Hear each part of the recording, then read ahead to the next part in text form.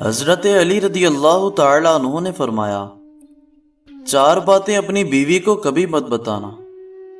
Number 1، کبھی بیوی کے سامنے رونا مت، چاہے کتنی بھی تکلیف ہو، کتنی بھی پریشانی ہو، چاہے اندر سے کتنے ہی ٹوٹ چکے ہو، لیکن بیوی کے سامنے کبھی آنسو مت بہانا،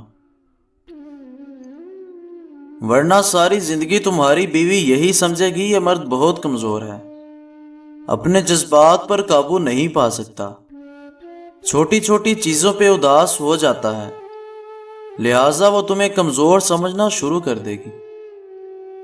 نمبر 2، بیوی کے سامنے اس کے گھر والوں کی برائی مت کرنا، کیونکہ ایک عورت جب شادی کرتی ہے تو وہ اپنا گھر چھوڑ کر آتی ہے، لیکن اپنے ماں باپ کبھی کوئی نہیں چھوڑ سکتا۔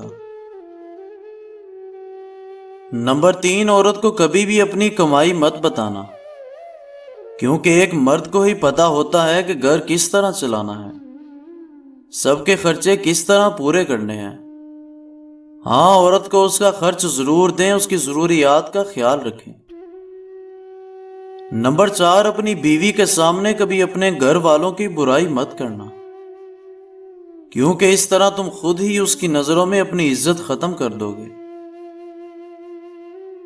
شادی کے دن نئی نویلی دلہن نے ایک اٹیچی کیس کی طرف اشارہ کرتے ہوئے اپنے شوہر سے وعدہ لیا کہ وہ اس اٹیچی کیس کو کبھی نہیں کھولے گا۔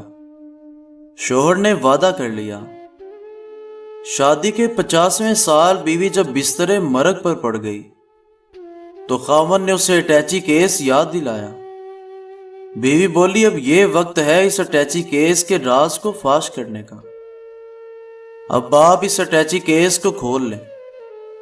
خاوند نے اٹیچی کیس کھولا تو اس میں سے 2 گڑیاں نکلیں۔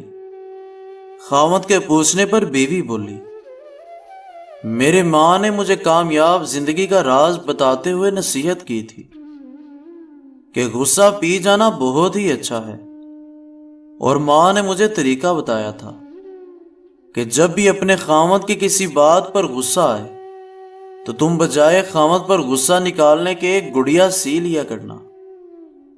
تو مجھے جب بھی آپ کی کسی بات پر غصہ آیا تو میں نے گڑیا سی لی۔